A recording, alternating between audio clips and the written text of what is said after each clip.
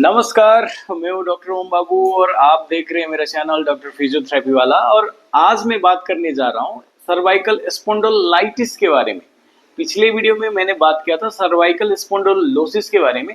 आज मैं बात कर रहा हूँ सर्वाइकल स्पॉन्डिलाइटिस के बारे में। तो सर्वाइकल स्पॉन्डिलाइटिस में क्या होता है? तो सर्वाइकल स्पॉन्डिलाइटिस एक ऐसी कंडीशन है जिसमें सर्वाइकल स्पाइन है ना, उसका इन्फ्लामेशन हो जाता है। इन्फ्लामेशन को अगर लोकल टर्म में बोले तो सूजन हो जाती है, वो पूरा सर्वाइकल स्पाइन ही सूज पड़ता है।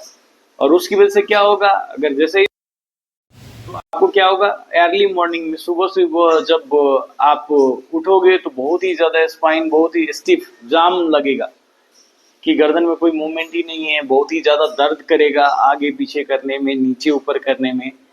ठीक है। और जैसे ही दिन बढ़ता जाएगा, मतलब डे इंक्रीज होगा, सपोज अभी 6 बजे उठा तो 10 बजे 12 बजे, जैसे जैसे आप दिन बढ़ता जाएगा आपका मूवमेंट एक्टिविटी आप बढ़ाओगे तो वो ठीक हो जाता है, मतलब फिर दर्द कम हो जाता है। फिर आप रात को सोगे सुबह उठोगे तो फिर बहुत ही ज्यादा दर्द होता है। लेकिन सर्वाइकल स्पॉन्डिलोसिस में क्या था, मतलब वो एज रिलेटेड डिजेनरेटिव चेंजेस था।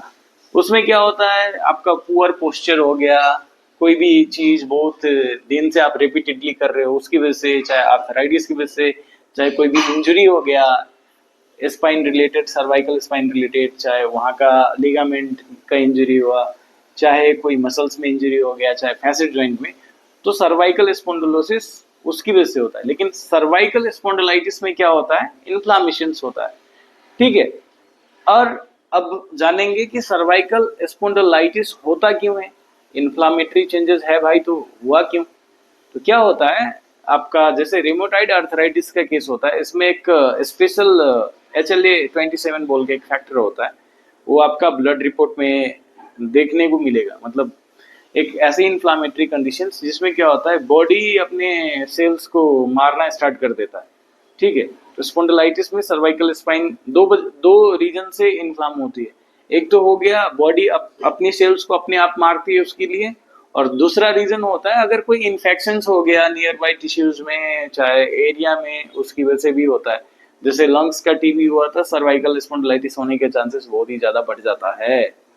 अगर इस एरिया में कोई घाव हो गया तो उसकी वजह से भी होता है, वुंड जिसको बोलते हैं। तो ये चीज था सर्वाइकल स्पॉन्डिलाइटिस होता क्यों है, और सर्वाइकल स्पॉन्डिलाइटिस है क्या, और इसमें क्या क्या होता है, किस किस तरीके का दर्द होता है। मॉर्निंग में आपको बहुत ही ज्यादा दर्द होगा, मूवमेंट में प्रॉब्लम आएगी, और जैसे जैसे दिन बढ़ता जाएगा, मतलब दोपहर होता जाएगा, तो आपका मूवमेंट और एक्टिविटी के साथ पेन इसमें घटता है। लेकिन आप रेस्ट में रहोगे तो आपका दर्द इसमें बढ़ जाता है। अब हम जानेंगे कि इस क्या बोलते हैं सर्वाइकल स्पॉन्डिलाइटिस में कौन कौन सी एक्सरसाइज करें जिससे घर पे आपको बहुत ही ज्यादा आराम मिले, और इसको ठीक कैसे करें। ठीक है। अब सर्वाइकल स्पॉन्डिलाइटिस में क्या करना है, तो सर्वाइकल स्पॉन्डिलाइटिस में बहुत ही सिंपल सी एक्सरसाइजेस करनी है। जैसे सर्वाइकल स्पॉन्डिलोसिस में किया था वैसा ही स्टार्टिंग का पार्ट सेम होगा। इसमें क्या करनी है, सबसे पहले नेक मूवमेंट से स्टार्ट करनी है, सिंपल सा। आप यहाँ पे वहां पे तो स्लोली कर रहे थे, यहाँ पे थोड़ा फास्ट में करना है। नीचे किया, ऊपर किया, ये 10 से 15 बार कर लिया। फिर इस साइड 10 से 15 बार कर लिया। ठीक है। फिर ये जो मूवमेंट है ये भी 10 से 15 बार किया। उसके साथ साथ गर्दन का जो ये मूवमेंट है ये भी 10 से 15 बार किया। ठीक है। उसके साथ साथ ये जो आगे का मांस जो है उसको ऐसे 1 मिनट दबा लिया। फिर गर्दन का जो पीछे का जो मांस आता है, गर्दन के पीछे को, उसको ऐसे करके 1 मिनट रिलीज कर लिया। ठीक है। उसके साथ साथ सेम आपको क्या करनी है, इसको ये जो शोल्डर का जो मसल्स है और ये जो जिसको ट्रैपीजियस सब सुप्रास्पिनाटस बोलते हैं, इसको भी ऐसे कंधे का मांस को दबा लेना है। ठीक है। इस साइड भी और इस साइड भी। ठीक है। और इसके साथ साथ आपको क्या करनी है, हॉट वाटर बैग लगानी है और हाइड्रेशन मेंटेन करनी है। ठीक है। तो इसके साथ साथ और भी जो एक्सरसाइजेस है सर्वाइकल स्पॉन्डिलाइटिस में, तो सर्वाइकल स्पॉन्डिलाइटिस में तो क्या होता है, इन्फ्लामेशन होती है। तो ये कुछ बेसिक एक्सरसाइजेज है जो आप घर पे कर सकते हैं।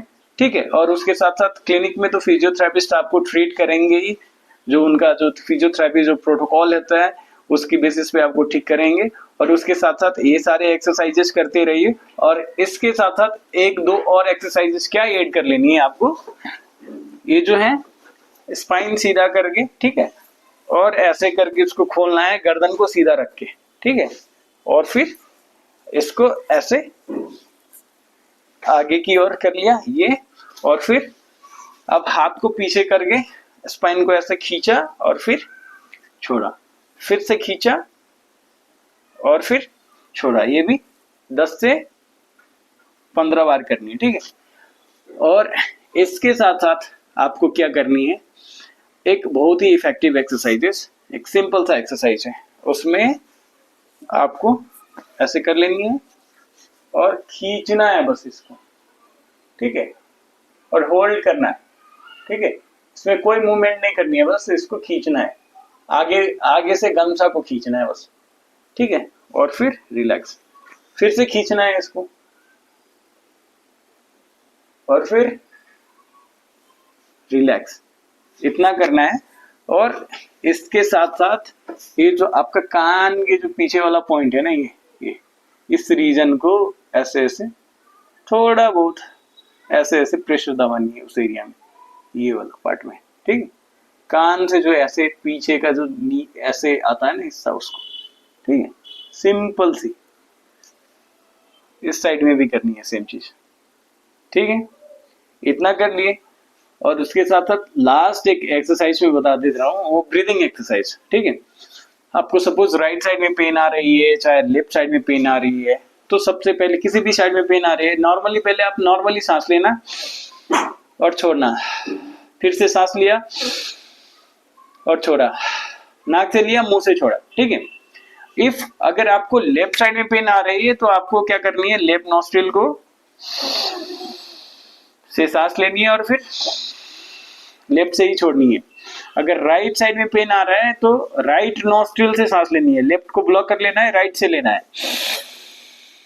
और छोड़ा, ठीक है, इतना करना है।